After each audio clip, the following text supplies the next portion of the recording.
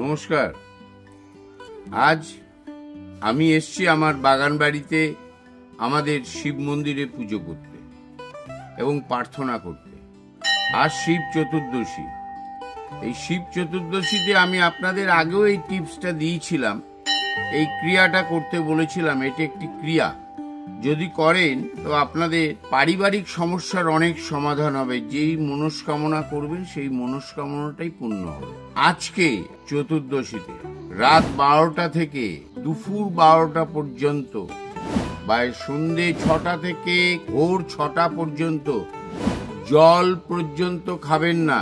প্রহরকাল উপবাস থাকুন, তারপরে শিবের মাথায় জল ঢেলে আপনি আবার প্রহরকাল উপবাসটা ভঙ্গ করুন এবং খাবার খান।